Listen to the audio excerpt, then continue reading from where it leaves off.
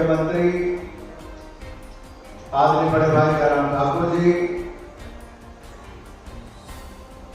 धर्मपुर के लोकप्रिय विधायक, हिमाचल प्रदेश सरकार में माननीय जल शक्ति, राजस्व और अन्य विभागों के मंत्री आदरणीय ठाकुर महेंद्र सिंह जी,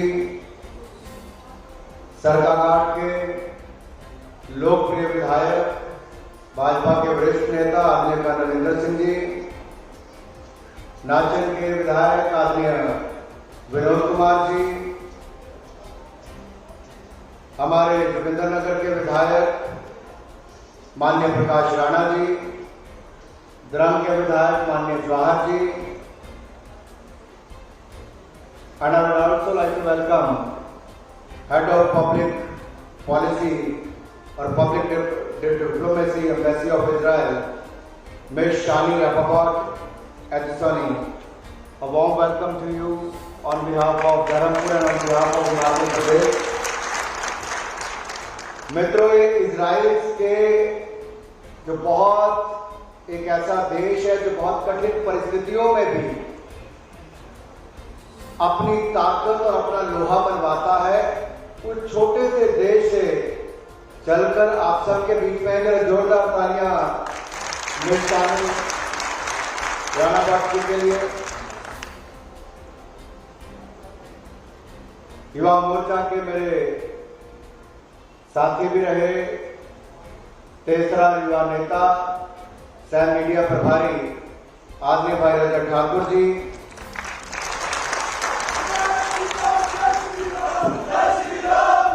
मंडल के सम्माननीय अध्यक्ष आदरणीय लेखराज जी, ब्लॉक समिति के अध्यक्ष आदरणीय राकेश जी, जिला परिषद के सदस्य भाई जगदीश जी, बहन मीना जी, भाजपा के वरिष्ठ उपाध्यक्ष आदरणीय विश्वेश सिंह ठाकुर जी, युवा मोर्चा के जुझारू अध्यक्ष भाई विनोद पालसरा जी, मंडल के महामंत्री भाई प्रताप सकलानी जी, डीसी श्री अरिंदम चौधरी जी, एसपी मंडी शालिनी अग्निहोत्री जी, मोर्चों प्रकोष्ठों के सभी माननीय अध्यक्ष, भारतीय जनता पार्टी के सभी पदाधिकारी, चुने हुए सभी प्रतिनिधि, आदर के योग्य मेरे भाई और बहनों और मीडिया से आए हुए मेरे प्रिय मित्रों, मैं सबसे पहले तो हमीरपुर संसदीय क्षेत्र के धर्मपुर विधानसभा क्षेत्र में प्रदेश के यशस्वी मुख्यमंत्री जी श्री जयराम ठाकुर जी का आप सबकी ओर से बहुत बहुत स्वागत और अभिनंदन करता हूं। भाई और बहनों,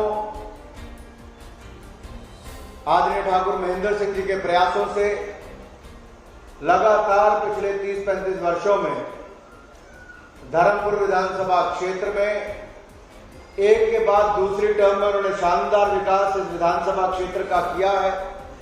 बहुत कम ऐसे लोग हैं जिनको 6-7 बार विधायक बनने का अवसर मिला हो।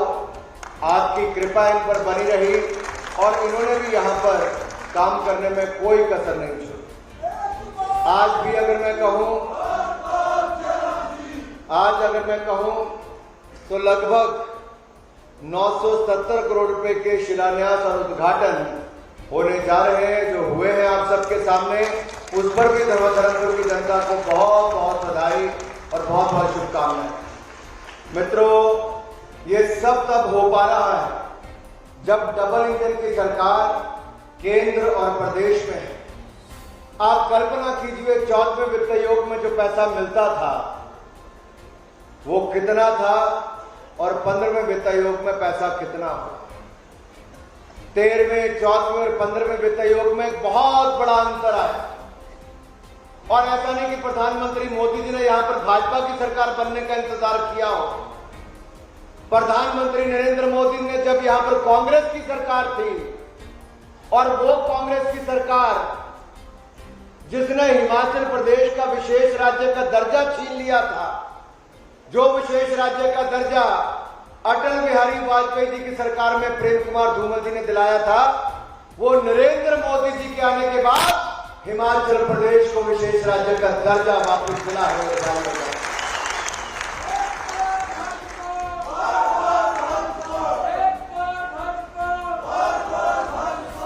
मेरी बहनी बैठी थी, माता बैठी ना गलाना भी विशेष राज्य क्या है। बाकी राज्यों को 40% पैसा देना पड़ता है। विशेष राज्य दर्जा आने के बाद हिमाचल प्रदेश को केवल 10% पैसा देना पड़ता है।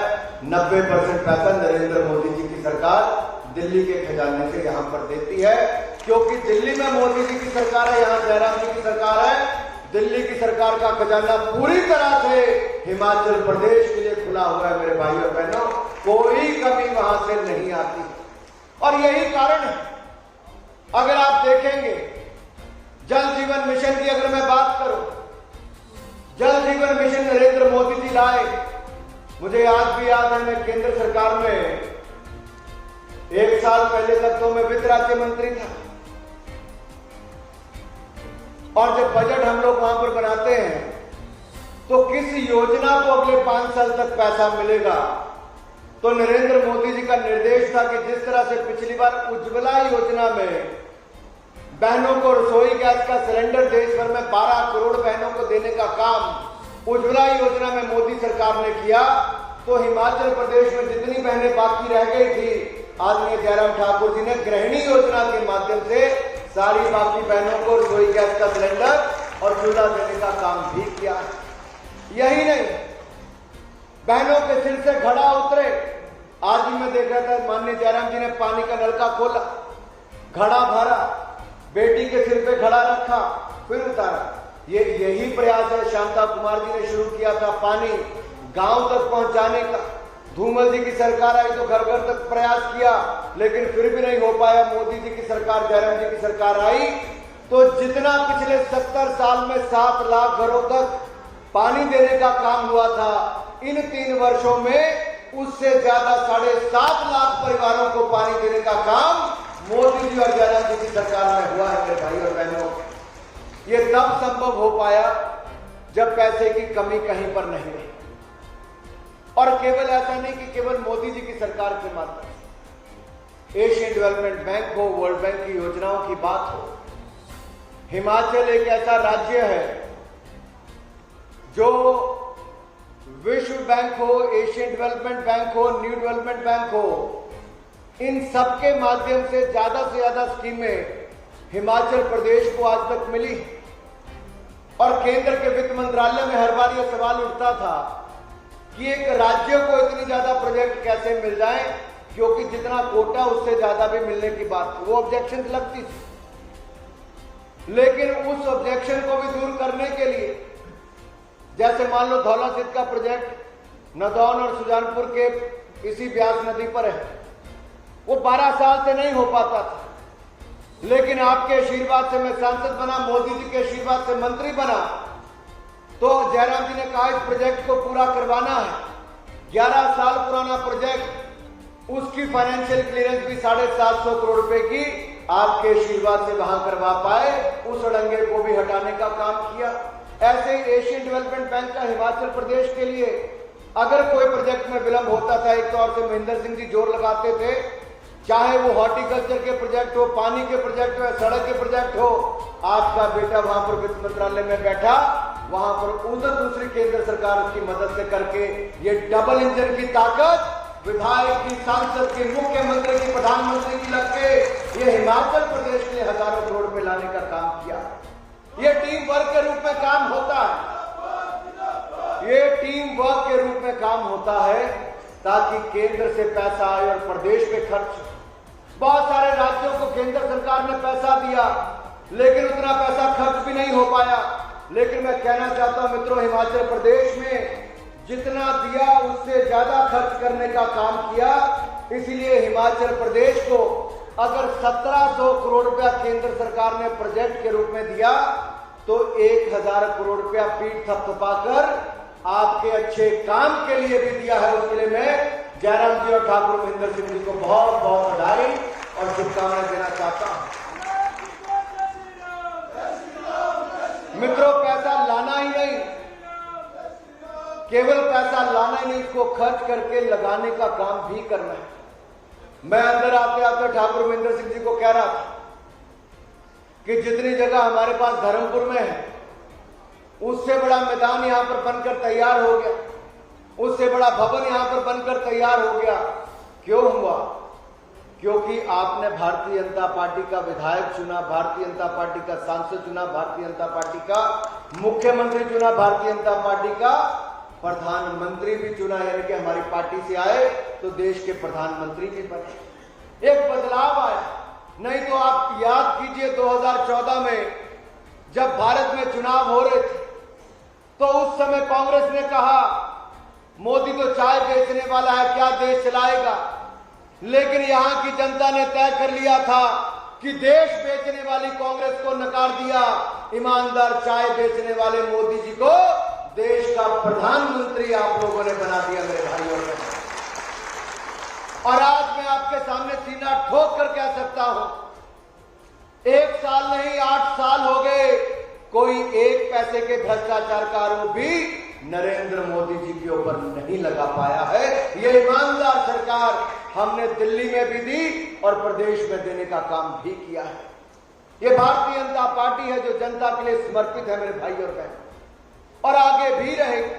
और हम यहीं पर नहीं रुके, एक के बाद दूसरा नया प्रोजेक्ट हो, चाहे कृषि सिंचाई योजना की बात हो, उसके लिए सैकड़ों करोड़ रुपए आए, किसान सम्मान निधि की बात हो, आप जैसे किसान मेरे भाई और बहन यहां पर बैठे हैं, सिंचाई योजना का पैसा तो आया है। पीएम किसान सम्मान निधि का 2-2 हजार रुपए की किस्त हर 4 महीने बाद आपके खाते में आती है कि नहीं आती है। साल का 6,000 रुपया खाते में आता कि नहीं आता। तरफपुर नहीं आता। जिस रहे हाथ खड़ा करने 10 में 6-6 हजार रुपया प्रधानमंत्री किसान सम्मान निधि का आता है। और ये इसलिए आया मेरे भाई और बहनों क्योंकि मोदी जी ने छोटे और सीमांत किसान के लिए चिंता की। जो किसान अपना पसीना बहाता उसके खाते में 6,000 रुपये भी डाले।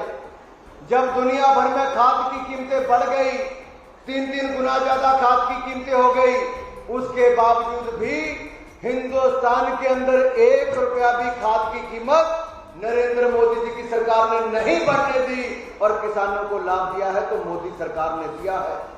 अगर वो बढ़ गया होता तो उसका नुकसान होता।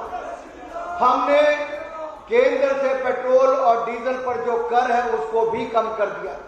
जयराम जी ने प्रदेश में कम कर दिया, लेकिन जहां पर कांग्रेस के राज्य वहां पर कम नहीं हुआ, वहां पेट्रोल और डीजल के दाम आज भी ज्यादा है। ये भारतीय जनता पार्टी जो गरीब जनता के हित में कदम उठाती है। यही नहीं, मेरे पूर्व सैनिक यहां पर बैठे हैं, उन पूर्व सैनिकों की एक मांग थी 1 रैंक 1 पेंशन की, और वो 1 रैंक 1 पेंशन की मांग पिछले 30-35 वर्षों से उठ रही थी। कई सरकारें आई और चली गई, लेकिन नरेंद्र मोदी जी की सरकार, भारतीय जनता पार्टी की सरकार आई तो 1 रैंक 1 पेंशन की मांग भी नरेंद्र मोदी जी ने ही पूरा करने का काम किया है मेरे भाई और बहनों। और जब हिमाचल प्रदेश की बात आती है तो जहां ठाकुर महेंद्र सिंह जी ने कहा कि वो पूर्व सैनिक हैं, तो मैं तो अभी भी टेरिटोरियल आर्मी में कैप्टन के रूप में सेवा दे रहा हूं, संसद में भी हूं, सेना में भी हूं, आपके बीच में भी हूं, क्योंकि हमारे हिमाचल प्रदेश केवल देवभूमि नहीं वीर भूमि के रूप में भी जाना जाता है। यहाँ के वीर नौजवानों ने जिनकी ताकत आप यहाँ पर आवाज नारे की गूंज में सुनते हैं, ऐसे ही जब सेना ने सीमा पर अपनी सेवाएं देने की बात आती है तो भारत में हिमाचल प्रदेश का वीर सैनिक पहला परमवीर चक्र विजेता कौन हुआ? मेजर सोमनाथ शर्मा जी हिमाचल प्रदेश के वीर सैनिक वहां पर हुए। जब कारगिल का युद्ध हुआ तब सबसे ज्यादा शहादत किसने दी? हिमाचल के वीर सैनिकों ने दी। 4 परमवीर चक्र विजेता हुए, उसमें से 2 परमवीर चक्र विजेता कहीं और से नहीं, हिमाचल प्रदेश के कैप्टन विक्रम बत्रा और राइफलमैन संजय कुमार हुए मेरे भाई और बहनों। छोटा सा प्रदेश हिमाचल प्रदेश देश में भी अपनी बहुत बड़ी सेवाएं देता है, और केंद्र सरकार की ओर से मोदी जी ने भी कोई कसर हिमाचल प्रदेश के विकास के लिए नहीं छोड़ी है। गरीब कल्याण योजना की मैं बात करूं, आपदा आई, पूरे देश भर के लोग अपने अपने घरों के अंदर बंद हो गए। कोविड महामारी ने ऐसा संकट खड़ा कर दिया कि देश और दुनिया के सामने संकट खड़ा हो गया। लेकिन हम सबके बीच में एक उम्मीद थी नरेंद्र मोदी जी, जिन्होंने न केवल अपने वैज्ञानिकों को कहा कि वैक्सीन बनाओ, दुनिया भर के 200 देशों में केवल 3 से 4 देश अपनी वैक्सीन बना पाए, उनमें हमारा हिंदुस्तान भी है। मोदी जी के निर्देश पर वैज्ञानिकों ने वैक्सीन बनाई और बनाई ने 200 करोड़ से ज्यादा वैक्सीन पूरे हिंदुस्तान के लोगों को मुफ्त में लगाने का काम किया, तो नरेंद्र मोदी जी की सरकार ने किया है मेरे भाई और बहन। और जब पूरे देश में वैक्सीन लग रही थी तो उस पूरे देश में पहले नंबर पर कौन सा राज्य आया?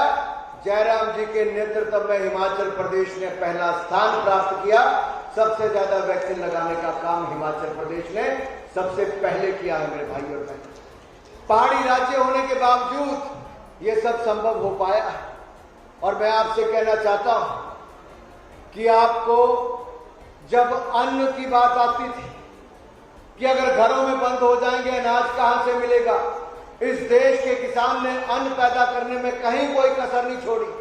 रिकॉर्ड एक्सपोर्ट भी हमने किया है और गरीब जनता को अन्न देने का काम भी प्रधानमंत्री गरीब कल्याण योजना में अन्न योजना के माध्यम से देने का काम किया।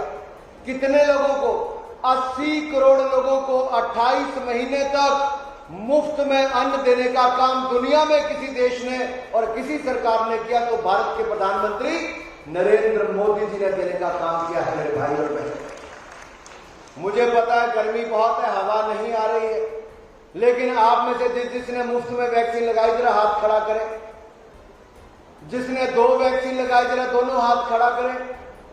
और जिसने मोदी जी के राज में जयराम जी के नेतृत्व में हम मुफ्त में वैक्सीन लगाई जरा जोरदार तालियां सबके लिए बजा दें।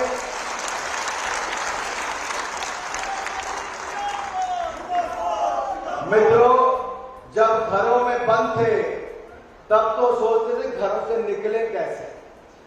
बद्दी बरोटी वाला लुधियाना, जलंधर, दिल्ली या कहीं से कोई अपना बच्चा काम करके भी घर वापस आना चाहता था आपदा के समय, तो बोले पाऊ जितनी रहे 7 दिन जरा बाहर रहना पड़ना। लगता था कि नहीं लगता था?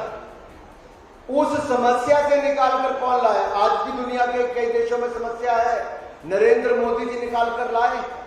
अन्न भी दिया, वैक्सीन भी मुफ्त में दी और दुनिया के 200 देशों को 170 देशों को वैक्सीन और दवाइयां देने का काम नरेंद्र मोदी जी की सरकार ने दुनिया भर में भी किया है मेरे भाई और बहन। मित्रों, यही नहीं, अगर हिमाचल प्रदेश की बात करें तो जैसा मैं कह रहा था, जल जीवन मिशन के अंतर्गत अगर पहले 7,63,000 घरों को पानी के कनेक्शन थे तो पिछले 3 वर्षों में 8,83,000 पानी के कनेक्शन लगे हैं। ठाकुर महेंद्र सिंह ने शानदार काम जल जीवन मिशन के अंतर्गत किया है, जयराम जी के नेतृत्व में किया है। मैं दोनों को बहुत बहुत बधाई और बहुत बहुत धन्यवाद आपकी ओर से करता हूं। और मित्रों, इसके लिए मोदी सरकार ने 4,567 करोड़ रुपया दिया, जो आज तक का रिकॉर्ड है। कभी इतना पैसा हिमाचल प्रदेश को पानी के क्षेत्र में कभी नहीं मिला। यह भी संभव हुआ है तो नरेंद्र मोदी जी की सरकार के कारण हो पाया है। आज भाई गजेंद्र सिंह शेखावत जी को भी आना था। कल हमारी कैबिनेट की मीटिंग भी थी और हमारी काउंसिल ऑफ मिनिस्टर्स की मीटिंग भी थी। कल रात को 12:30-1 बजे हम लोग फ्री हुए। गजेंद्र जी, मेरी, धर्मेंद्र प्रधान जी और किशन रेड्डी जी की, हम चारों मंत्रियों की ड्यूटी आज प्रधानमंत्री मोदी जी एक बहुत बड़ा कार्यक्रम देश में कर रहे हैं। प्रधानमंत्री मोदी जी देश को सेंट्रल विस्टा दे रहे हैं। जो अंग्रेज बनाकर गए थे, जिन भवनों में बैठकर हम लोग काम करते हैं, दिल्ली से पूरा पैसा पूरे देश भर में भेजते हैं, विकास की योजनाएं चलाते हैं, जहां पार्लियामेंट पुरानी बनी है, जहां राष्ट्रपति भवन बना है, जहां पर प्रधानमंत्री कार्यालय है, नॉर्थ ब्लॉक, साउथ ब्लॉक है, जहां वित्त मंत्रालय से लेकर रक्षा मंत्रालय है, ये सब अंग्रेजों ने बनाया था। लेकिन प्रधानमंत्री मोदी जी ने कहा 5 प्रण लेने हैं, और उन 5 प्रण में मोदी जी ने क्या क्या कहा? आपको याद है क्या क्या कहा मोदी जी ने? पहला, मोदी जी ने कहा गुलामी की मानसिकता से निकलना है मेरे भाइयों और बहनों। और गुलामी की मानसिकता से निकलने के लिए सबसे बड़ा उदाहरण है कि राजपथ का नाम आज बदलकर कर्तव्य पथ हो जाएगा। केवल नाम ही नहीं बदला जाएगा, कर्तव्य भाव के साथ पूरे देश में भारत की सरकार काम करेगी और देश को, पूरे देश को चहुमुखी विकास करके जो दूसरा लक्ष्य है विकसित भारत का, उसकी प्राप्ति भी उसके माध्यम से की जाएगी, दूसरे प्रण को भी पूरा किया जाएगा। तीसरी बात उन्होंने कही कि हमें अपने गौरवशाली इतिहास को याद रखना है। मेरे मंत्रालय के माध्यम से, सूचना प्रसारण मंत्रालय के माध्यम से दूरदर्शन नेशनल पर हर शनिवार रविवार को भारत के वीर योद्धाओं के 75 ऐसे एपिसोड बनाकर तैयार किए हैं। एक धारावाहिक तैयार किया जहां पर आपको पता चलेगा, आपके बच्चों को, छोटे को, युवाओं को, नौजवानों को, इन सबको पता चलेगा कि भारत में किन किन लोगों ने आजादी की लड़ाई लंबे समय तक लड़ी और ये लड़ाई लड़ने की बात और भारत को आजादी दिलाने की बात, ये सारी वहां पर हुई। उसको हम धारावाहिक के माध्यम से दिखाते हैं। प्रधानमंत्री मोदी जी ने मन की बात में कहा भी है कि उसको अवश्य देखें और अपने बच्चों को भी दिखाएं। यही नहीं मित्रों, इसके साथ साथ एकता और एकजुटता की बात प्रधानमंत्री मोदी जी ने कही। बहुत सारी ताकतें देश को बांटने का प्रयास करें, लेकिन हम सबको इकट्ठे मिलकर रहना है। पांचवी बात उन्होंने कर्तव्य पालन की कही कि हम केवल मांगने की बात ना करें, हम अपने कर्तव्य और जिम्मेदारियों को निभाने का काम भी करें। और मुझे पूर्ण विश्वास है आप अपनी जिम्मेदारियों को भी निभाएंगे। ठाकुर महेंद्र सिंह जी कह रहे थे कि दिल्ली से देना चाहिए क्योंकि मैं केंद्र में मंत्री हूं। मुझे बताते हुए खुशी है मित्रों कि जहां पर एक और विशेष राज्य का दर्जा दिया तो दिल्ली की सरकार ने ही दिया है। और ये 4,567 करोड़ रुपया अगर जल जीवन मिशन में आया तो दिल्ली से ही आया है।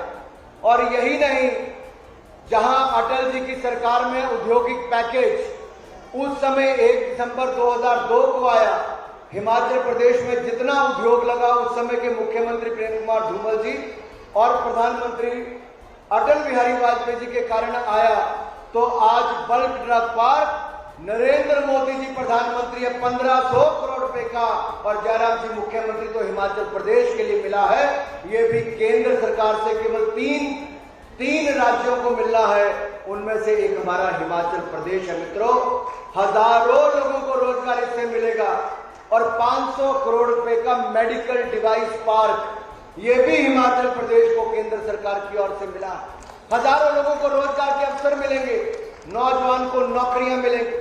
आज भी बद्दी बरोटी वाला, पांटा साहब, नान सिरमौर में देखना हो, आंब में या ऊना में देखना हो, जितना उद्योग लगा तो 1 दिसंबर 2002 उस समय की अटल जी के औद्योगिक पैकेज के कारण लगा। अब जब बल्क ड्रग पार्क आएगा तो इससे भी हजारों लोगों को रोजगार मिल पाएगा। यही नहीं, इसके अलावा धर्मपुर में भी और संधोल में भी, शायद हिमाचल प्रदेश का एक ही विधानसभा क्षेत्र ऐसा है, धर्मपुर विधानसभा क्षेत्र, जहां एक नहीं 2-2 केंद्रीय विद्यालय मिले हैं। ये भी नरेंद्र मोदी जी की सरकार के कारण ही मिल पाए हैं। ठाकुर महेंद्र सिंह जी के प्रयास थे और हम सब ने मिलकर यहां पर एक नहीं 2-2 केंद्रीय विद्यालय लाए हैं। मुझे जहां एक और खेल मैदान बनाने की बात कही, भाई रजत ठाकुर जी ने भी पहले कहा, फिर ठाकुर महेंद्र सिंह जी ने भी कहा। मित्रों, जहां जहां जमीन उपलब्ध होगी, जहां जहां, क्योंकि केंद्र से कोई भी पैसा देना है, 1 भी रुपया देना है तो राज्य की सरकार के माध्यम से ही आता है। यानी कि राज्य की सरकार को प्रोजेक्ट रिपोर्ट बनाकर भेजनी है। इस मामले में खेल मंत्रालय को वो प्रोजेक्ट रिपोर्ट दिल्ली में भेजनी है। और ठाकुर साहब को विधिवत पता है, मैं आप खुली सभा में कहकर जा रहा हूं कि जितने प्रोजेक्ट धर्मपुर के आएंगे, आपने मेरी लीड में, मेरी विजय में कभी कमी नहीं छोड़ी। मैं आपको विश्वास दिलाता हूं, खेल मैदान बनाने में भी कोई कसर नहीं छोड़ेगी।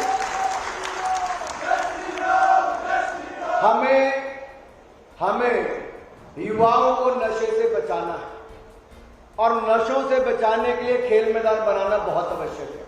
और मुझे खुशी है कि ठाकुर महेंद्र सिंह जी ने इस मांग को यहाँ पर रखा है। भाई रजत जी ने भी इसकी बार बार चर्चा की है।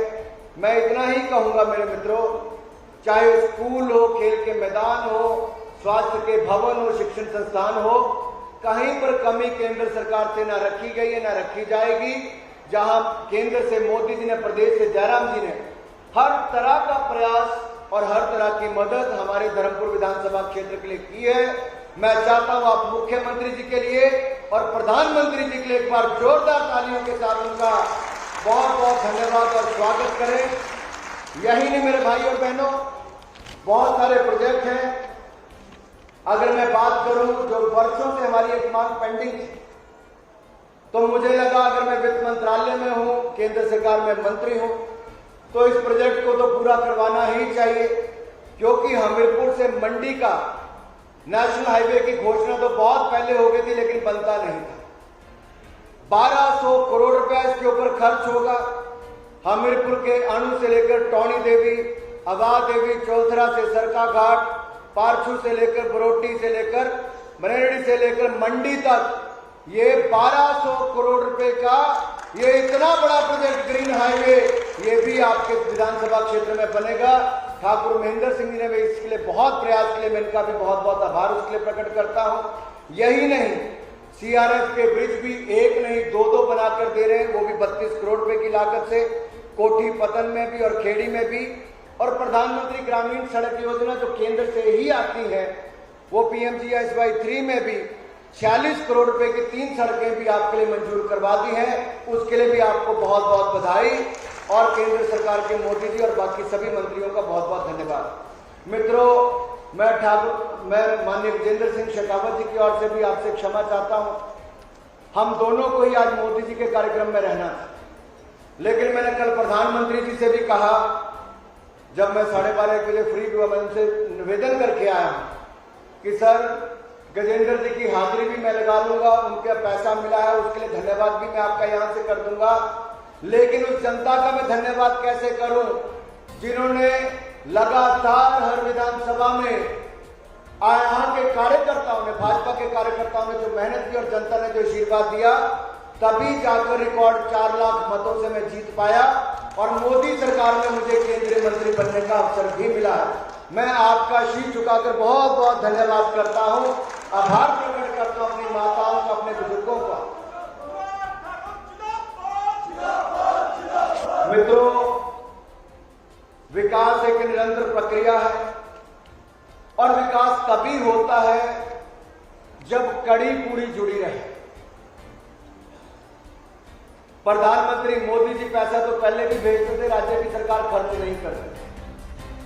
प्रदेश में भारतीय जनता पार्टी की सरकार बनी, जयराम जी मुख्यमंत्री बने, धर्मपुर से महेंद्र सिंह जी विधायक तो पिछली बार भी बने लेकिन मंत्री नहीं बन पाए, तो इस बार मंत्री बने तो जाके ज्यादा काम करवा पाए,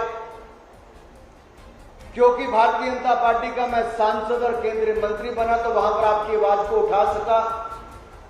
जब ये ऊपर से लेकर नीचे तक कड़ी जुड़ती है तो चौमुखी विकास होता है। और डबल इंजन सरकार की बात जो प्रधानमंत्री जी करते हैं, उसका सीधे तौर पर संदेश यही है कि केंद्र से लेकर प्रदेश तक, शिमला से लेकर धर्मपुर तक, हमीरपुर से लेकर दिल्ली तक ये कड़ी सदा सदा के लिए जुड़ी रहे, कमल ऐसा ही खिलता रहे और विकास भी होता रहे, ये सदा होता रहेगा। भाइयों बहनों, मैं केवल विकास के प्रोजेक्ट तक की बात नहीं करूंगा, क्योंकि आज हम प्रगतिशील हिमाचल प्रदेश का एक कार्यक्रम, प्रगतिशील हिमाचल प्रदेश यानी कि मेरा हिमाचल मेरा गौरव, आज हम 75 साल पूरा होने पर देखें, देश के अन्य राज्यों से हिमाचल प्रदेश की तुलना करें तो पिछले 75 वर्षों में हमारी सरकारों ने जो काम किया है, आज हम सीना ठोक कर कह सकते हैं कि देश के पहले 3-4 राज्य जो है उसमें हमारा हिमाचल प्रदेश का नाम आता है। मेरे भाइयों बहनों, हिमाचल प्रदेश का नाम आता है। हमने देश की सेना में भी योगदान दिया, देश के विकास में भी योगदान दिया। यही नहीं, ईमानदार सरकार भी हमने हिमाचल प्रदेश से दी।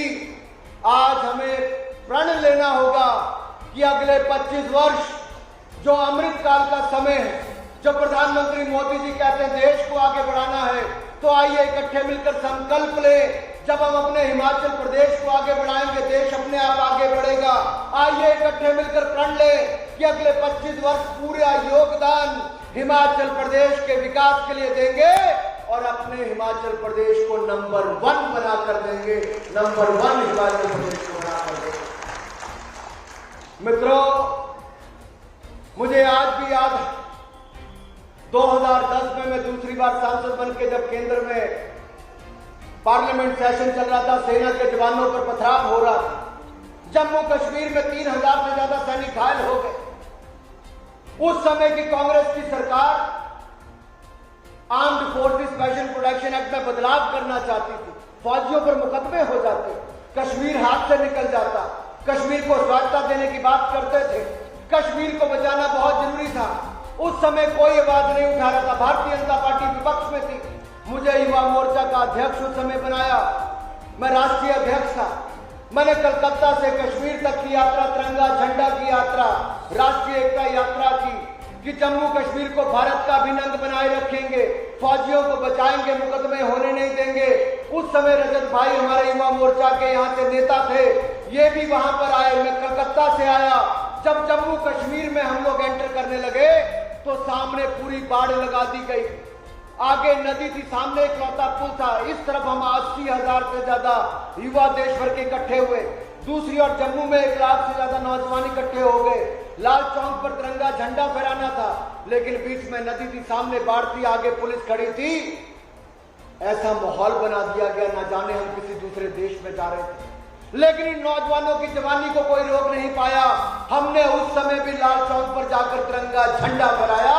और आज 2019 में जब नरेंद्र मोदी जी की सरकार बनी तो उसी अनुच्छेद 370-35 को सदा सदा के लिए खत्म कर दिया गया है।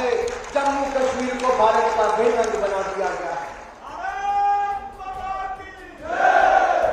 मित्रों, मैं कई बार अपने नौजवान भाइयों से पूछता हूं कि आप क्यों लाठी खाने आए थे, गोली भी चल सकती थी। अरुण जेटली जी, सुषमा स्वराज जी मेरे साथ जेल में थे, दोनों प्रतिपक्ष के नेता थे। तिरंगा झंडा लेने का अपराध हो गया था। ये नौजवान राजा जी को पूछता जेल क्यों भुगती भाई साहब?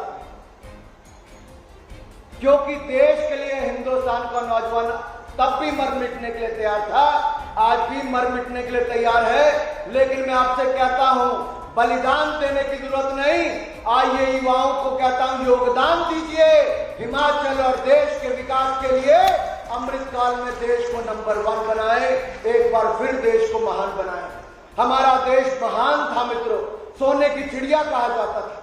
मुगलों और अंग्रेजों ने जिस तरह से हमें लूटा, बांटा और राज किया, अब हमें देश को बंटने नहीं देना है। देश को एकजुट रखना है। कोई अपनी राजनीति करने के लिए झूठे बयान देता है, कोई समाज को बांटने का प्रयास करता है, कोई अफवाह फैलाता है। हमें इसे रोकना है। ऐसे अफवाह फैलाने वालों से मुक्ति पानी है और भारत को मोदी जी के नेतृत्व में और ताकतवर बनाना है। आइए प्रण लें कि अगले 25 सालों में भारत को आगे बढ़ाएंगे। जिसको लगता है कि वो अपने भारत को नंबर 1 देखना चाहता है, देश को महान देखना चाहता है, मेरे साथ हाथ खड़ा करेगा जरा। जो पीछे कुर्सियों पर बैठे हैं उनसे पूछना भी चाहता हूं, जो भारत को महान बनाना चाहता है, जरा दोनों भुजाएं इकट्ठी कर ले, बोले भारत माता की, भारत माता की, भारत माता की। वंदे वंदे वंदे वंदे। मित्रों, ये हर हिंदुस्तानी को अपना योगदान देना है। मैं आप सांसद हूं, मंत्री हूं, मैं अपनी भूमिका निभाऊंगा। ठाकुर साहब अपनी भूमिका निभाएंगे, जयराम ठाकुर जी अपनी भूमिका निभाएंगे, माननीय रजत भाई अपनी भूमिका निभाएंगे, मेरा पालसरा जी, जो विनोद पालसरा जी वो मोर्चा के वो अलग भूमिका, मेरी बहन महिला मोर्चा से मीनू जी हमारी जो जिला पर, आप लोग अलग अलग भूमिका निभाएंगे। जिस पद पर है निभाएंगे। एक आम नागरिक होने के नाते भी हम बहुत बड़ी भूमिका निभा सकते हैं और वो पर्यावरण को बचाने से लेकर पानी को बचाने तक। जयराम जी, महेंद्र जी ने तो आपके घर घर तक पानी पहुंचाने का काम किया, इसको बचाना भी है। जितना बचाएंगे उतना ज्यादा हो जाएगा। जितनी बिजली कम बचाएंगे उतनी ज्यादा उत्पादन हो जाएगा। और जयराम जी आपका धन्यवाद, आपने 60 साल से ज्यादा की उम्र वालों को पेंशन भी लगा दी और बिजली का बिल भी माफ कर दिया, उसके लिए आपका बहुत बहुत आभार प्रकट करता हूं। मित्रों, हमें माननीय मुख्यमंत्री जी को सुनना है, लेकिन एक जरूर कहूंगा, आज जिस कार्यक्रम में मैं दिल्ली नहीं रह पा रहा प्रधानमंत्री जी के कार्यक्रम में, क्योंकि मैं यहां आपके बीच में रहना चाहता था, वो कार्यक्रम छोटा मोटा कार्यक्रम नहीं, वो नरेंद्र मोदी जी की सरकार की नए भारत के लिए बहुत बड़ा योगदान है। कर्तव्य पथ अपने आप में बहुत कुछ कहता है, इसके नाम में बहुत कुछ जुड़ा है कि अब राज करने वाले नहीं, कर्तव्य निभाने वाले 21वीं शताब्दी में जब भारत आजादी के 100 साल मना रहा होगा, 2047 का वर्ष होगा, अगले 25 वर्षों में आपका योगदान होगा, तो दुनिया देखेगी कि मेरा भारत फिर एक बार महान होगा, फिर एक बार मेरा भारत महान होगा। और इसी कर्तव्य पथ से पूरे देश की सरकार चलेगी, पूरे देश में कर्तव्य को पालन होगा।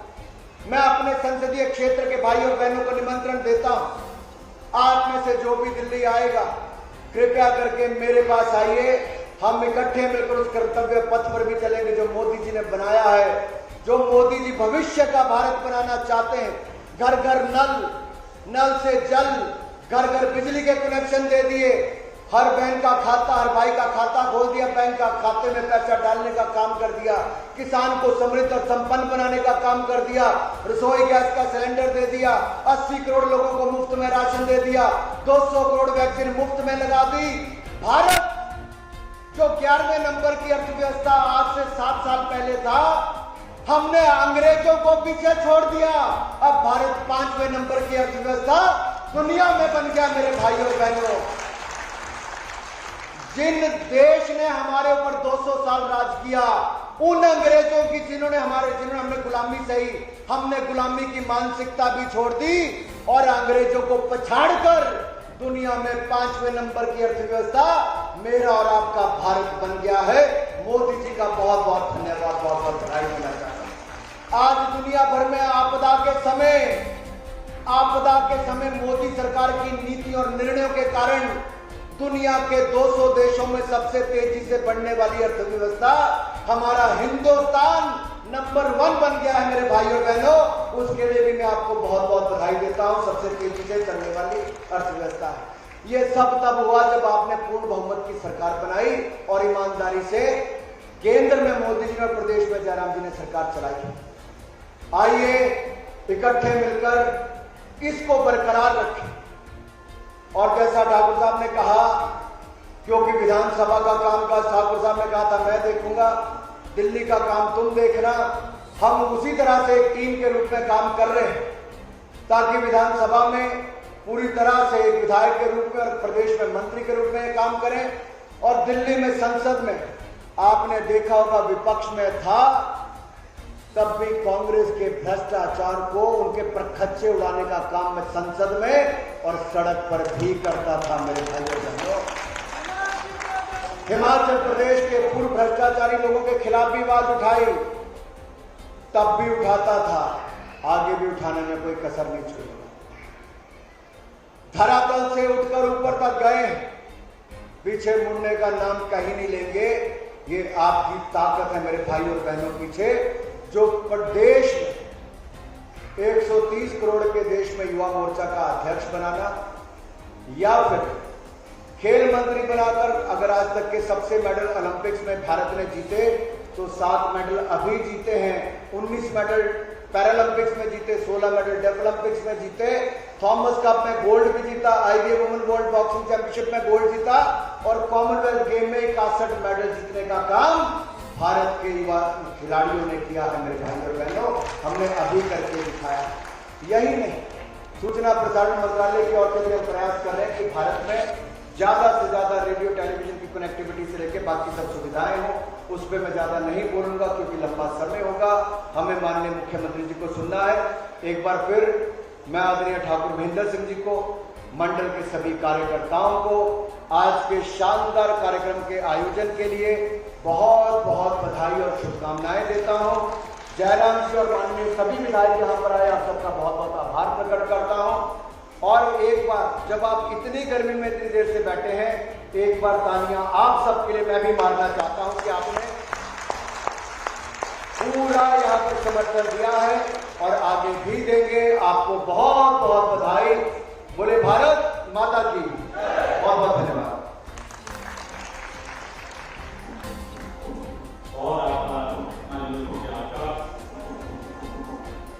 दोस्तों, जब विजन 70 लाख हिमाचलियों की सेवा हो, काम ईमानदार हो, नियत साफ हो, तो असर भी साफ दिखता है। माननीय मुख्यमंत्री श्री जयराम ठाकुर जी की नई सोच के दम पर हम प्रदेश में, घर में, गांव में, जीवन में विकास का एक असर देख रहे हैं। आइए इस ईमानदार और असरदार विकास यात्रा में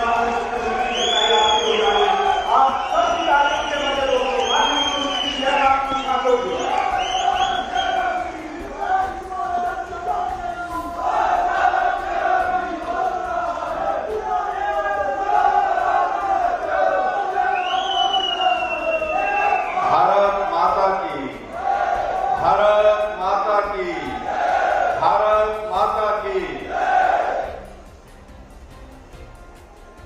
आज के इस बहुत ही ऐतिहासिक और गरिमामय कार्यक्रम में, जिसका आयोजन हमने हिमाचल प्रदेश के गठन के 75 वर्ष पूरे होने के स्वरूप में किया है। और आज के इस कार्यक्रम में हमारे बीच में जिनका आपने संबोधन भी सुना, केंद्रीय सूचना का प्रसारण, युवा सेवाएं एवं खेल मंत्री मेरे छोटे भाई अनुराग ठाकुर जी, जो इस लोकसभा क्षेत्र के सांसद भी हैं। इस कार्यक्रम के आयोजन के पीछे जिनका बहुत बड़ा योगदान, जिनके नेतृत्व में, जिनके मार्गदर्शन में इस कार्यक्रम को यहाँ पर आयोजित किया, ऐसे हमारे हिमाचल प्रदेश सरकार में माननीय जल शक्ति मंत्री, जिनके पास सैनिक कल्याण का मंत्रालय भी है, हॉर्टिकल्चर भी है, आदरणीय श्री महेंद्र सिंह ठाकुर जी हमारे बीच में। विशेष तौर से I would like to welcome miss Shani, who is head of public diplomacy, Embassy of Israel. You are also welcome. और ये हम गर्मपुर वालों के लिए पहली बार इजराइल से आकर के आते हैं, पर कोई प्रतिनिधि जो है वो आकर के आपको संबोधित भी किया है, आप सबके बीच में यहाँ पर हैं। हम इनका बहुत बहुत धन्यवाद करते हैं। माननीय विधायक नरेंद्र सिंह जी, माननीय विधायक श्री विनोद कुमार जी, माननीय विधायक जवाहर जी, माननीय विधायक श्री प्रकाश राणा जी, हमारे प्रदेश के हमारे मीडिया के सह प्रभारी रजत ठाकुर जी,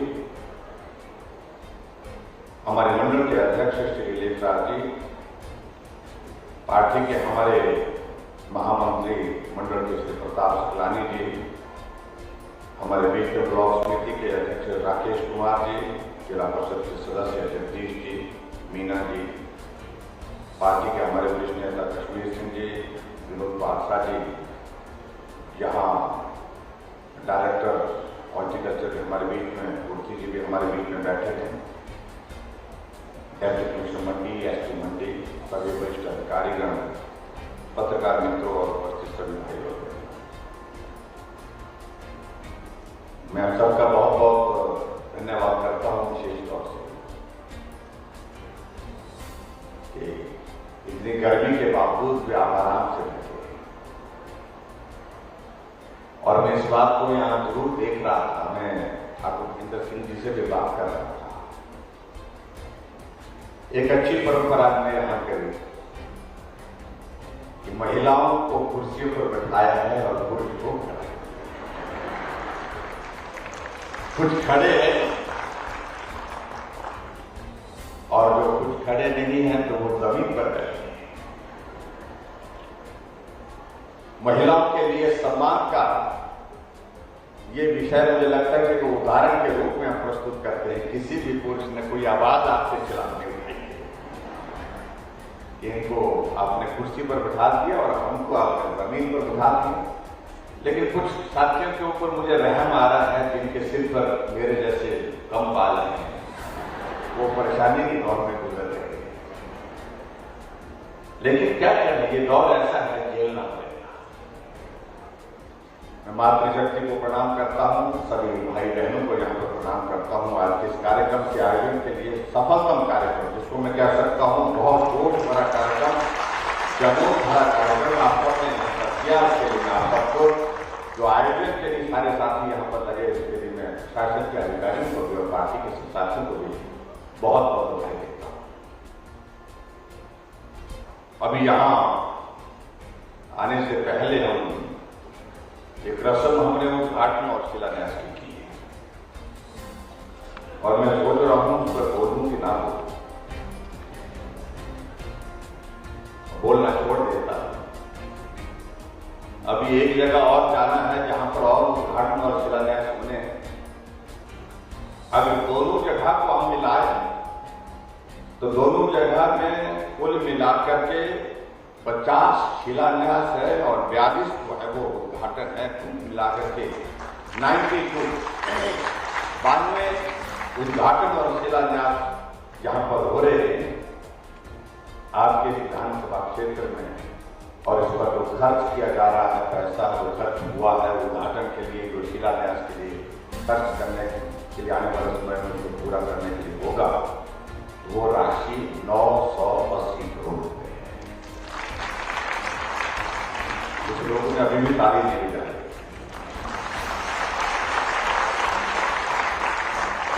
इसलिए जो जाए कि 1000 से 20 करोड़ कम रह गए हैं। मैं इसके लिए आप सबको बहुत बहुत बधाई देता हूं। आदरणीय अनुराग ठाकुर जी ने केंद्र से किस प्रकार से सहयोग मिल पा रहा है और हिमाचल प्रदेश से किस प्रकार से सहयोग मिल पा रहा है, जिसके कारण ये कार्यक्रम के आयोजन इस प्रकार से कर रहे हैं। ये हमारा सौभाग्य है कि केंद्र में आदरणीय नरेंद्र मोदी जी के नेतृत्व में हमारी सरकार चल रही है। मजबूत सरकार, मजबूत नेतृत्व, दोनों चीजें एक साथ। और उसी तरह से हिमाचल प्रदेश में भारतीय जनता पार्टी की सरकार को काम, को विकास, उसको जमीन तक पहुंचाने के लिए हम काम करते हैं। और इसीलिए इस बात को कहा जाता है कि डबल इंजन की सरकार, यानी कि एक इंजन दिल्ली का, एक इंजन हिमाचल का, दोनों मिलकर के काम करें। गति पहाड़ की, चाहे वो चढ़ाई पहाड़ की हो, गति नहीं रुकने दी विकास की। ये मैं आप सबके बीच में कहना चाहता हूं। और खासतौर से ठाकुर महेंद्र सिंह जी के इस विधानसभा क्षेत्र में मैं से कह सकता हूं आज, और दावे के साथ मैं कह सकता हूं कि जिनकी कल्पना आप लोगों ने भी नहीं की थी, वो जमीन पर खड़ा कर दिया इस विधानसभा क्षेत्र में। और उसके लिए मैं ठाकुर महेंद्र सिंह जी को बहुत बहुत बधाई भी देता हूं। और इनसे बहुत सारी चीजें सीखने को, पैसा कैसे लाया जा सकता है दिल्ली से, पैसा किस प्रकार से ज्यादा लाने के लिए प्रदेश की ओर से प्रस्ताव प्रस्तुत किया जा सकता है, और किस प्रकार से उसको लागू करने के लिए काम किया जा सकता है। इन सारी बातों को लेकर के इनका जो अनुभव है काम करने के विशेष से, वो अद्भुत है, मैं कह सकता हूं। अगर आज इस विधानसभा क्षेत्र में मैं कह रहा हूं, ठीक है, विकास की कोई एक सीमा नहीं होती, विकास सतत चलता रहता है, आने वाले समय में भी ये चलता रहेगा। लेकिन एक चीज को मैं देख रहा था कि अब धर्मपुर विधानसभा क्षेत्र में करने को बचा है।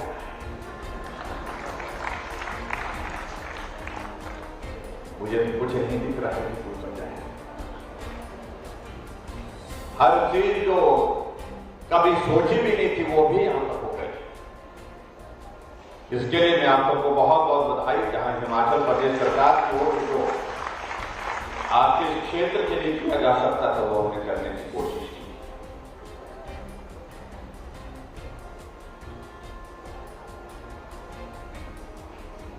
आजकल हम इस प्रकार के ये कार्यक्रम कर रहे हैं जहां आदरणीय प्रधानमंत्री नरेंद्र भाई मोदी जी ने पूरे देश में 75 वर्ष आजादी के बीतने के बाद अमृत महोत्सव के अनेक कार्यक्रमों के एक श्रृंखला कि हमारे देश के नौजवानों को इस बात को लेकर के जानकारी रहनी चाहिए कि भारत की 75 वर्ष की यात्रा में हमने क्या हासिल किया। जब भारत स्वतंत्र नहीं था उस वक्त भारत की क्या दशा थी।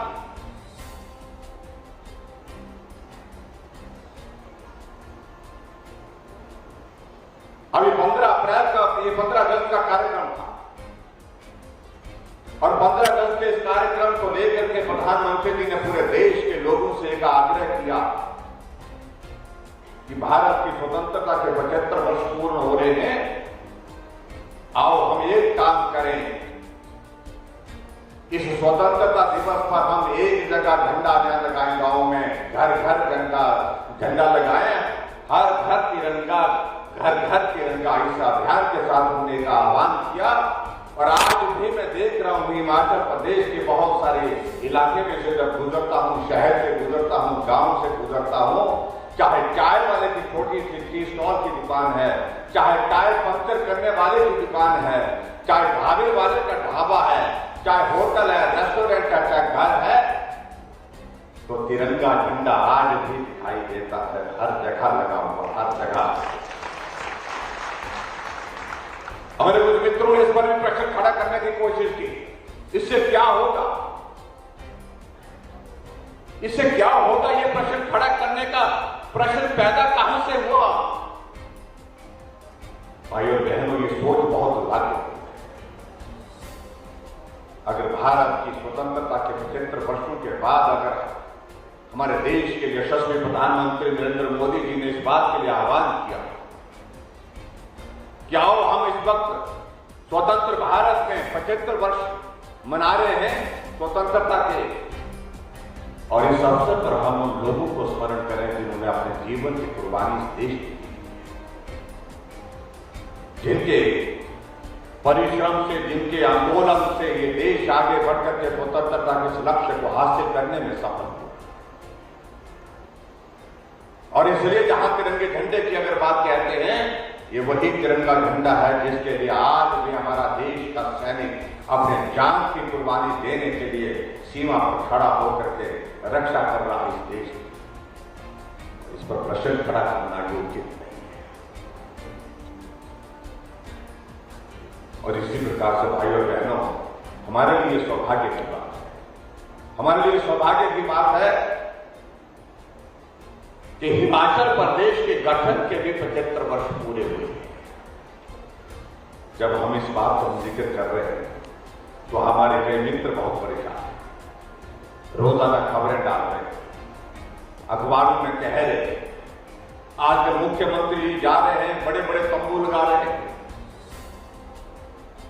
हमने कहा भाई, हमारा तंबू तो दिल्ली में भी लगा हुआ है, हमारा तंबू तो हिमाचल में भी लगा है, ये लंबे समय तक लगा रहेगा। तुम्हारा उखड़ गया तो हम उसमें क्या करें? उनका तंबू देश में भी उखड़ गया और प्रदेश में भी उखड़ गया।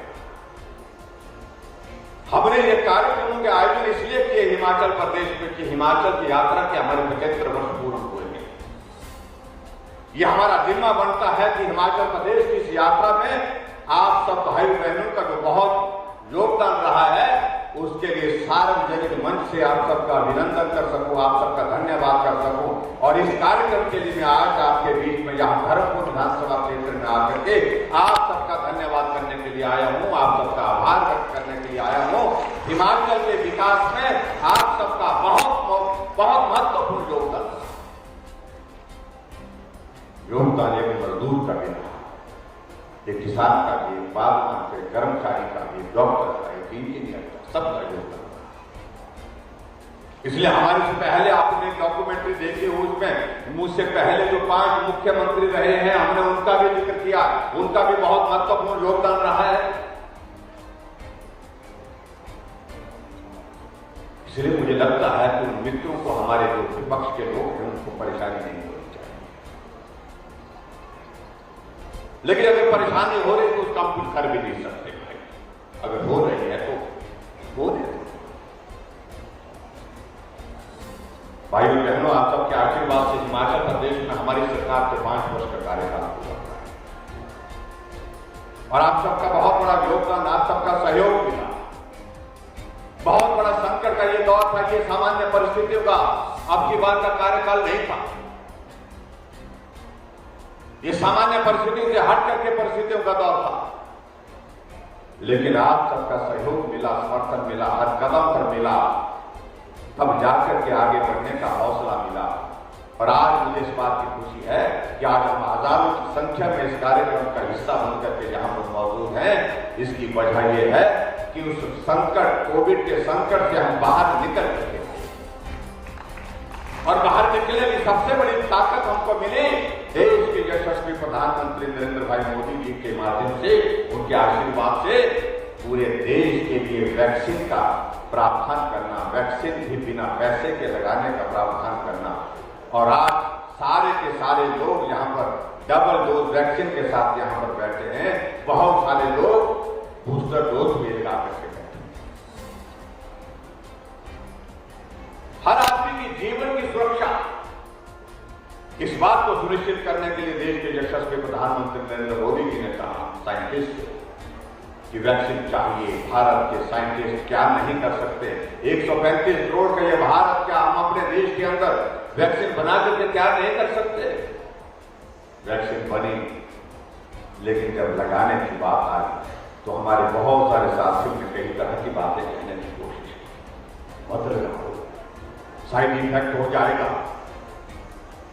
किडनी फेल हो जाएगी, कुछ ने कहा यादाश्त चले जाएगी, कई तरह की भ्रांतियां फैलाने की कोशिश की ताकि, और इस वैक्सीन को कहने लगेगी मोदी वैक्सीन है, ये भाजपा की वैक्सीन है, हम नहीं लगाएंगे। कुछ लोगों ने तो सार्वजनिक मंच पर से कहा और बाद में वही लोग मास्क पहन करके वैक्सीन सेंटर में पहुंचे, वैक्सीन लगाई और वैक्सीन लगाने के बाद अगली डोज कब लगेगी ये नर्स से पूछे।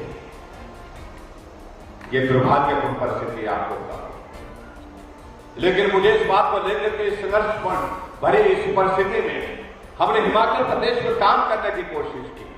2.5 लाख लोग हिमाचल प्रदेश के दूसरे प्रदेशों में फंसे हुए थे, जीवन संकट में था।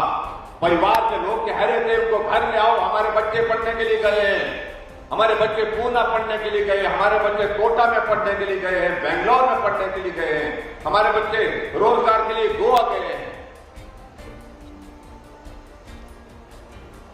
बहुत बड़ा संकट था और मैं इस बात को मैं जरूर कहना चाह रहा हूं, हमने 2.5 लाख लोगों को, उन बच्चों को बेंगलोर से, गोवा से, दिल्ली से, मुंबई से, कोटा से, सबको घर तक पहुंचाने में सफलता हासिल की। परिवार का सदस्य सुरक्षित घर पहुंचे तो आनंद की अनुभूति होती है। तो इस तरह से हमने काम करने की कोशिश की।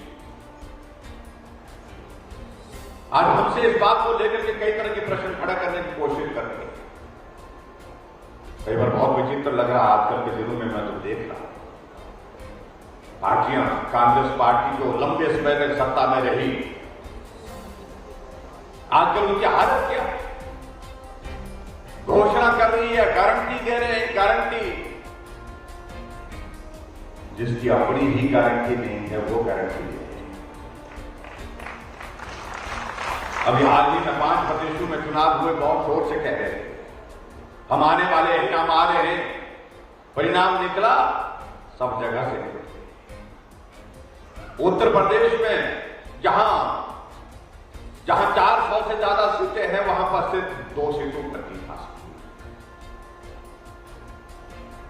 और इसलिए हमने एक बात कही जिस बात पर आजकल बहुत परेशानी है, और वो परेशानी की वजह यह है कि हम कहते हैं कि हम रिवाज बदलने की बात कहते हैं। और मेरा ये मानना है कि रिवाज अच्छे भी होते हैं, उनको और मजबूत करना चाहिए। लेकिन कुछ रिवाज बदलने भी पड़ते हैं जो ठीक नहीं है। हमने रिवाज बदलने की बात कही तो परेशान हुए।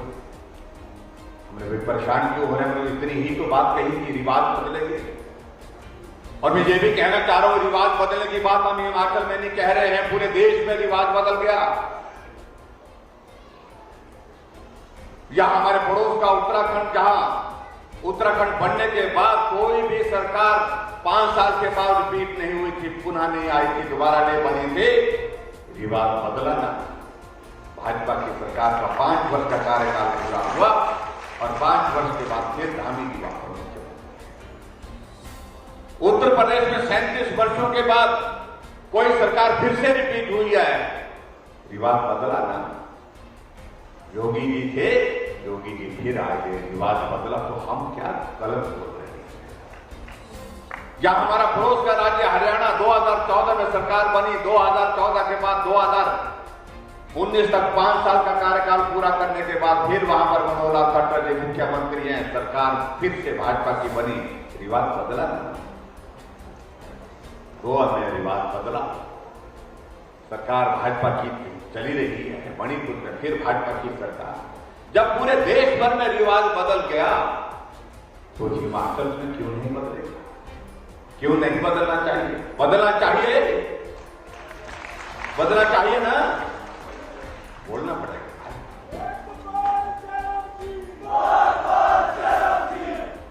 और ये बोल करके भी नहीं होगा, ये खट करके होगा, खटना पड़ेगा। धर्मपुर वाले तो खट रहे हैं, कई सालों से खट रहे हैं, कितने सालों हो गए, यहाँ तो 35 साल हो गए, चले हैं तो चले, अड़े हैं तो अड़े हैं, खड़े हैं तो खड़े हैं। अरे एक बार ये दौर पूरे प्रदेश में भी आना चाहिए। खड़े हैं तो खड़े हैं और चले हैं तो चले हैं। इस बात को लेकर के मुझे सिर्फ इतना ही कहना है, क्योंकि कोई लंबी बात नहीं कहना चाह रहा। भाई और बहनों, ये सौभाग्य हमारा इस देश को इस तरह का नेतृत्व आज की तारीख में नरेंद्र भाई मोदी जी के रूप में मिला है। ये हमारे देवी देवताओं के का आशीर्वाद है। हिमाचल पर तो है ही है, लेकिन पूरे देश पर नहीं कह सकता। ऐसा मजबूत नेतृत्व जो देश को एक दिशा दे करके एक अलग पहचान बनाने में सफल हुए। आज भारत के प्रधानमंत्री भारत तक नहीं, दुनिया के नेता, विश्व नेता की छवि के साथ पूरे विश्व के मानचित्र पर लोगों के मस्तिष्क पर चढ़े हुए हैं। इससे बड़ा सौभाग्य हमारा हो नहीं सकता है।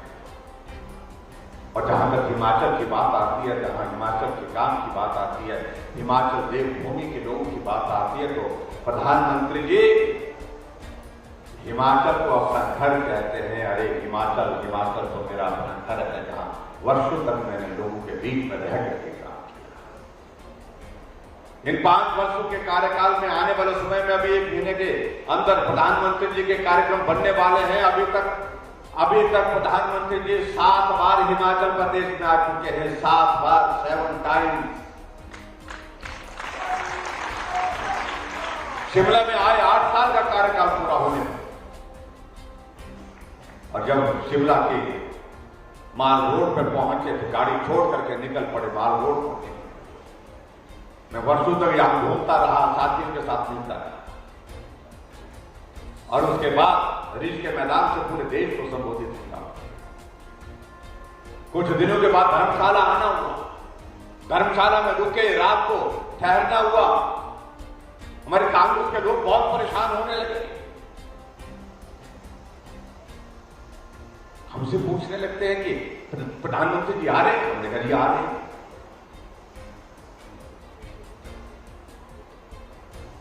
कहने लगे हमने सुना रुक भी रहे हैं, नाइट स्टे भी। हमने कहा नाइट स्टे भी है, क्यों परेशानी है? नहीं, हम ऐसे पूछ रहे हैं, यानी कि उनको लग रहा है कि मोदी जी हिमाचल में आकर के रुकते हैं रात को। और अभी आने वाले समय में हिमाचल प्रदेश में फिर से नरेंद्र भाई मोदी जी आने वाले हैं। मैं आप सबसे इतना ही निवेदन करना चाहूंगा, जब कार्यक्रम होगा, कार्यक्रम की जानकारी आपको मिलेगी, उसमें आप सब लोगों ने बड़ी संख्या में पहुंच करके हमने उनका संबोधन भी सुनना है, उनका आशीर्वाद भी हमने यहाँ पर लेना है। कुछ लोगों को अपने तरीके से बात कहने का आजकल हो गया है। मैं एक दिन सुन रहा था एक हमारे हिमाचल प्रदेश के एक नेता जो हाई टेक अपने आप को मानते हैं बहुत ज्यादा, कहीं संबोधन बोल रहे थे, जो बारी बारी की बात का इतना से बुरा हो रहा है, उसको पता नहीं क्या परेशानी। हमने कहा कि अब की बार रिवाज बदलेंगे, तो कहने लगे रिवाज तो बड़े बड़े नहीं बदल सकते। हमने सोचा पता नहीं बड़े बड़े की बात किसके लिए कह रहे हो। फिर अगली लाइन में कहते हैं कि राजा साहब 6 बार मुख्यमंत्री रहे, राजा साहब नहीं बदल सके इस रिवाज को, और हिमाचल प्रदेश में सरकार को रिपीट नहीं कर सके। जयराम तो किस खेत की बोली है,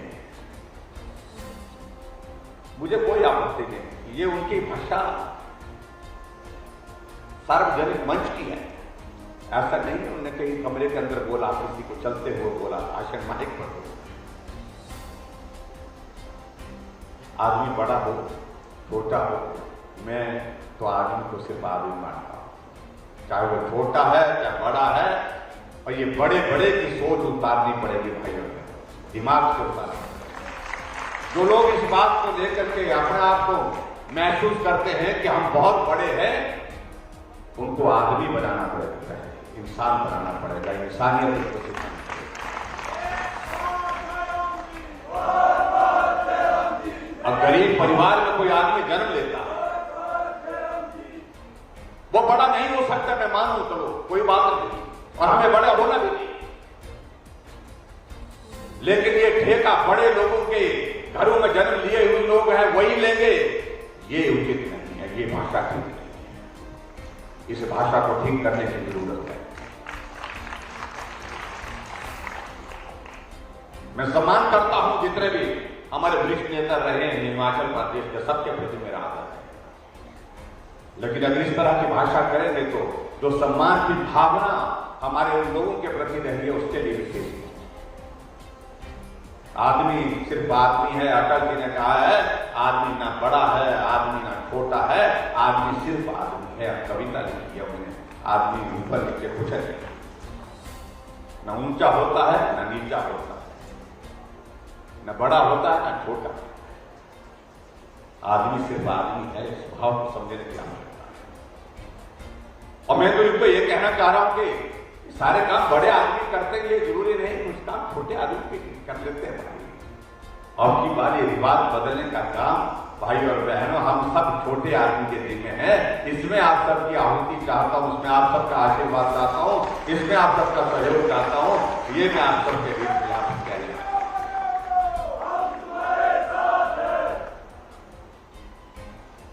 वो 4 लाख लोगों को पेंशन देते थे, हम 7.5 लाख लोगों को पेंशन देते थे। वो बड़े थे, बहुत बड़े थे, और हम बहुत छोटे हैं, लेकिन हम उनसे दुगने से भी ज्यादा, दुगने के बराबर लोगों को जो है वो पेंशन देते थे।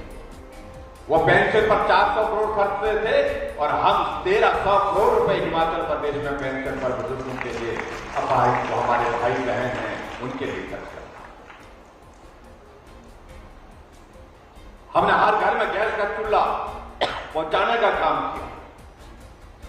उज्ज्वला योजना के अंतर्गत हमने 137 गैस के कनेक्शन घर घर में पहुंचाए। कुछ परिवार छूट गए, कुछ रह गए, उन्होंने कहा हमको भी चाहिए, हमने कहा आपको भी देंगे। हमने 3,35,000 गैस के चूल्हे घर घर में पहुंचाए। बड़े लोग नहीं कर पाए, छोटे लोग नहीं करके। गरीब आदमी बीमार होता है, उसका इलाज कैसे हो, सरकार के पास कोई योजना इतने लंबे समय नहीं थी।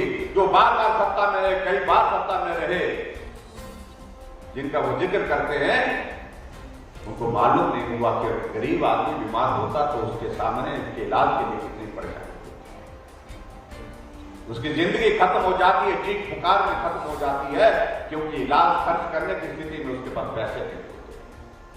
हमने आदरणीय प्रधानमंत्री जी के आशीर्वाद से आयुष्मान भारत को आगे बढ़ाने के लिए हिमाचल प्रदेश में हिमकेयर की शुरुआत की और हिमकेयर के माध्यम से अभी तक मुझे इस बात की खुशी है कि 3,10,000 गरीब लोगों का मुफ्त में इलाज करके उनको स्वस्थ करके करते हैं। बड़े बड़े लोग नहीं कर पाए, लेकिन छोटे आदमी कई बार ऐसे काम करते हैं। हिमाचल प्रदेश में हमारी बीपीएल परिवार की बेटी शादी हो और उस बेटी की भावनाओं का भी सम्मान हो, उसके माँ बाप की भावनाओं का भी सम्मान हो। हमने उस दृष्टि से एक निर्णय लिया कि जिस दिन उस बेटी की शादी होगी हम उसके लिए 31,000 रुपए शगुन सरकार की ओर से देंगे, उसके खाते में जमा करके हम इस योजना को। और यहां माताएं बहनें यहां पर बैठी हैं, हमारी माता बहनें काम के लिए निकलती है, घर से बाहर जाती हैं, बाजार जाती हैं, अपने दुकान चलाती हैं, अपना कारोबार करती हैं, अपनी छोटी मोटी नौकरी करती हैं, आने जाने पर किराया ज्यादा खर्च होता है। हमने कहा सरल कैसे निकाला जाए, सरल कैसे किया जाए, रास्ता निकाला। हमने कहा अगर माता बहनें आबादी का 50% है, आधा हिस्सा है, तो माता बहनों से किराया भी हम आधा लेंगे, आधा किराया लेकर अपनी माता बहनों का सम्मान करने की कोशिश। वो बहुत बड़े थे, उनकी समझ में नहीं आया। हिमाचल प्रदेश में हमने कहा कि हम बिजली पैदा करते हैं, हम दूसरे प्रदेशों को बिजली बेचते हैं। पंजाब, हरियाणा, उत्तर प्रदेश, दिल्ली, राजस्थान सभी प्रदेशों को बिजली देते हैं और हिमाचल के लोगों को उसमें क्या हासिल। हमने तय किया, हमने कहा ऐसा वर्ग जो गरीब है, गरीब के साथ मध्यम वर्ग का, जिसके लिए हम मदद करना चाहते हैं। हमने मुफ्त का जिक्र नहीं किया, हमने कहा एक वर्ग को मदद करना चाहते हैं। और हमने अधिकारी को पूछा कि हम बिजली का हमारा सिस्टम क्या है, तो मालूम पड़ा कि अगर गांव में कहीं एक बल्ब भी लगा है, वो जलता है कि नहीं जलता है, लेकिन 55 रुपए महीने का उसको देना पड़ता है, क्योंकि 15 रुपए फिक्स चार्जेस मीटर के लगते हैं, 40 रुपए फिक्स चार्जेस सर्विस चार्जेस लगते हैं और 40 और 15 55 रुपए हर महीने के देना पड़ता है।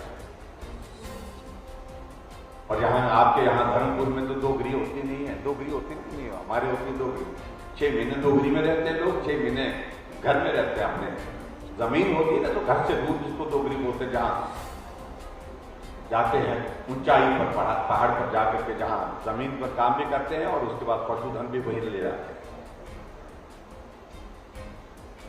और वहां पर तो बल्ब 6 महीने जलता है, 6 महीने के बाद तो जलता नहीं, लेकिन 50 रुपए 55 रुपए हर महीने का किराया आता है।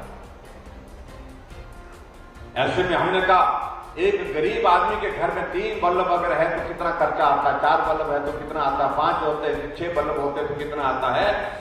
कहा कि 3 से 4 बल्ब खर्च करने पर, जलने पर 60 यूनिट तक आता है। तो हमने कहा इनके लिए मदद करते। पहले हमने 60 यूनिट के लिए कहा कि 60 यूनिट तक हम किराया लेंगे, लेकिन कुछ लोगों ने कहा कि नहीं, कुछ इससे भी थोड़ा आगे बढ़ना चाहिए।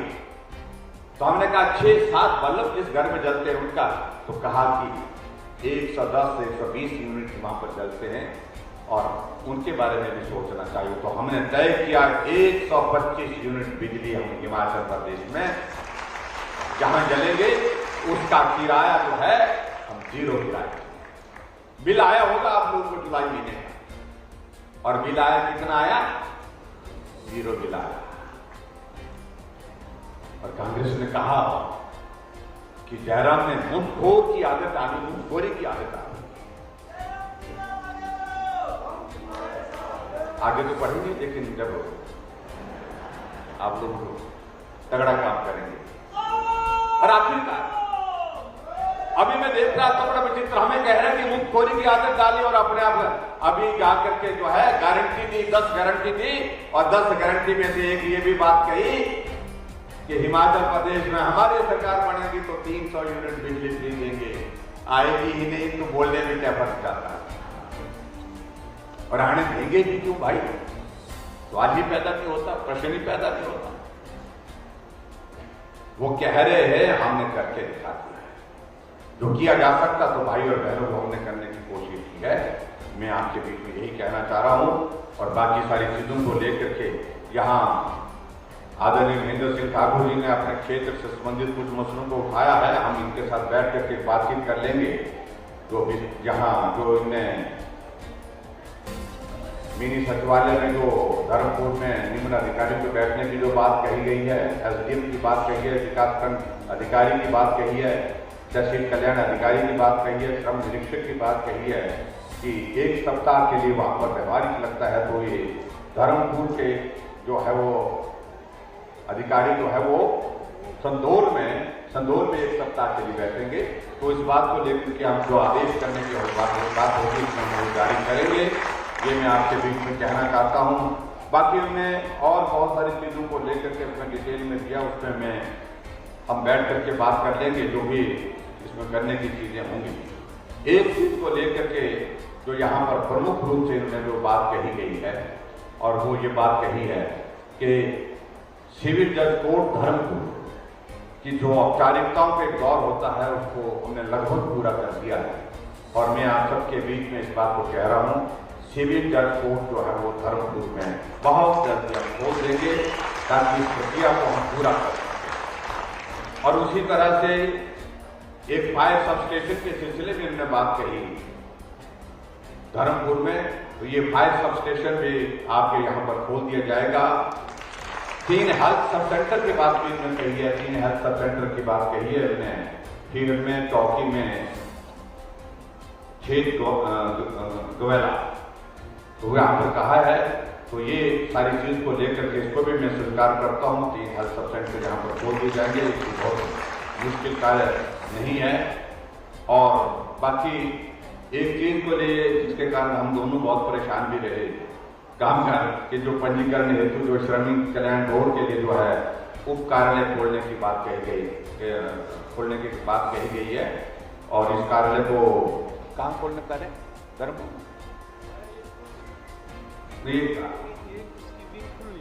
एक विंग खोलनी है उप कार्यालय कहाँ?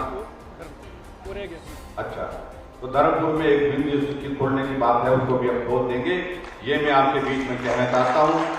बाकी जहाँ साइंस क्लासेस की बात कही है, इन साइंस क्लासेस को और कॉमर्स क्लासेस को शुरू करने के लिए 1-2 जगह हमने बात कही है, वो लिख करके दे देंगे, उसको हम पूरा करेंगे। और अंत में सिर्फ एक ही चीज को लेकर के यहाँ खड़े होकर के कह रहे हैं ये रहे, हम बोल रहे हैं कि बच्चा क्या करने को जाना, बच्चा ही कुछ नहीं, शोर मचा दिया। तो ये यहाँ पर कहा गया कि 3 डिवीजन को मिला करके बिजली का सर्किल खोलने की बात कही है, इसको भी आपके यहाँ पर खोल दिया जाएगा। ये भी मैं आपके बीच में कहना चाहता हूँ। बाकी जितनी भी स्कीमें हैं उनको हम बैठ करके हम इसका समाधान निकालेंगे, यही मैं आपके बीच में कहना चाहता हूँ। और आज के इस कार्यक्रम में आप सब बड़ी संख्या में आए, आप सबका बहुत बहुत धन्यवाद। और विशेष तौर से मैं धन्यवाद करना चाहूँगा भाई अनुराग ठाकुर जी का, जिनका केंद्र की ओर से हिमाचल प्रदेश के विकास के लिए विशेष योगदान रहता है, सहयोग रहता है। आपने भी समय निकाला, आपका भी बहुत बहुत धन्यवाद। और आपके साथ मिलकर के जो भी योजनाएं हमारे केंद्र में हैं, उन सारी योजनाओं को जल्दी से हम पूरा कर सके हिमाचल प्रदेश में, ऐसा हम प्रयत्न करेंगे। आज के इस कार्यक्रम में गजेंद्र सिंह शेखावत जी ने भी जुड़ना था, किसी वजह से वो नहीं जुड़ पाए, लेकिन उन्होंने कहा है कि मेरी ओर से धर्मपुर की जनता को, हिमाचल की जनता को शुभकामनाएं देना, तो उनकी ओर से भी आप सबको बहुत बहुत शुभकामनाएं। एक बार फिर से आप सभी आज के इस कार्यक्रम का हिस्सा बने, आप सबका बहुत बहुत धन्यवाद। आदरणीय